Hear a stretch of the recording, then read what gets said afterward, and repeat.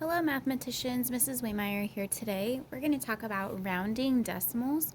So whenever we're thinking about rounding numbers, we're going to be thinking about the rule 5 and above. So anytime that we have a number that is 5 or higher, we're going to be pushing that place value up. If it's 4 and below, we're just going to leave it the way that it is and possibly add zeros behind it. When we're rounding decimals, you have to remember anything before the place value, before where you're rounding, you're going to keep the same.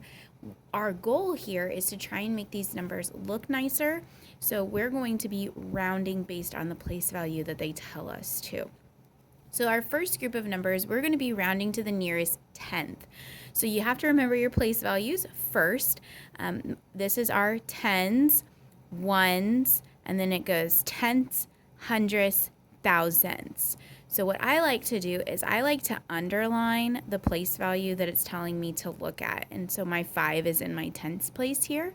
And then I'm going to look to the right. You're always going to underline the digit that it tells you to look at, and you're always going to look to the right when you're talking about rounding. That does not change. So what I'm thinking here, okay, I know that this is 5 or higher. Its neighbor is higher than 5. So it's going to push this number up. I need to round that 10th place up to the next 10th, and that's going to be 6/10. What I also need to remember is that I'm not changing my whole number. My whole number is still staying 27 wholes, and what I'm really just looking for, is it going to be 5/10 or 6/10? In this case, it's going to change to 6/10. Now, some people like to put the zeros behind them because it was originally in the thousands place. But if we're being true mathematicians, we're going to drop those zeros off and we are going to write it this way because these two have the same values. But if I put those zeros there, really that's saying 27 and 600 thousandths is how we would read that. So I'm going to go ahead and drop all those other place values off and just stop my number in the tenths place. So let's try that with the second one here. I have 36 and 735 thousandths. Again, I'm going to find my tenths place because that's what my directions tell me to do. I'm going to look next door to the right, and I notice I have a 3. Based on my rules, it's going to not bump up this 7. So I keep 36, and I'm going to keep it as 7/10. My neighbor 3 is not big enough to bump that place value up. Number 3, 19 and 643 thousandths. Again, I have a 6 here. I'm looking at my tenths place. 19. Next door, I have a 4. So that's going to go ahead and leave me at 19 and 6/10. So let's think about this if we're rounding to the nearest hundredth. So again, ones, tenths, hundredths, thousandths. I'm going to underline my hundredths this time, which is the second decimal place value. And I'm going to be keeping everything in front the same.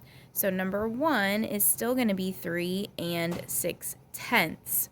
What I'm looking for is trying to see, is that going to stay 4 hundredths or change to 5 hundredths? And it's just going to change to a 4. Now, when I read this, is my answer to the hundredths? Yes. So 3 and 64 hundredths. Same thing here on number 2. I'm going to keep 7 and 6/10 because those are all in front of my hundredths place. I have a 5 in my hundredths and an 8 in my thousandths. 8 is greater than 5 and above, so it's going to push up this hundredths place to now be 7 and 66 hundredths. Last one, I'm still going to keep 67 and 9/10. I have a 3 in my hundredths and a 4 in my thousandths. 4 does not bump it up. Therefore, it's going to stay a 3, 67 and 93 hundredths. The last one usually tricks a few students because it says round to the nearest whole number. So what we're looking for is those decimal places are going to drop off. It's just going to be a whole number no decimal places whatsoever. Usually when you're talking about a whole number, it will be to the ones place, so you're trying to locate your ones. If it asks you to round to your tens or your hundreds, that would be the place value that you're going to underline. But for the sake of these problems, we're going to round to the nearest whole number. So that would be my 3 because it's in the ones place. My 5 is in the ones place. And with this problem, my 7 is in the ones place. So I'm going to still look across that decimal. And I notice I have a 5, 63 and 539 thousandths. That 5 will bump up my 63.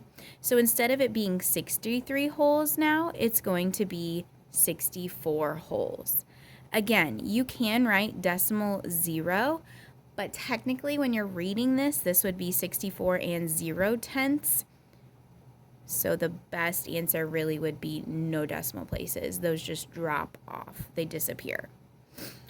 What about number 2? We have 5 in the ones place and an 8 in the tenths.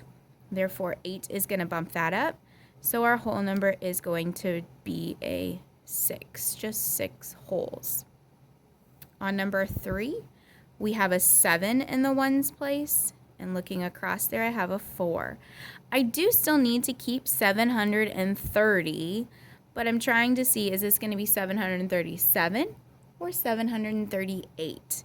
And it's closer to 737 because we have a 4 in the tenths place.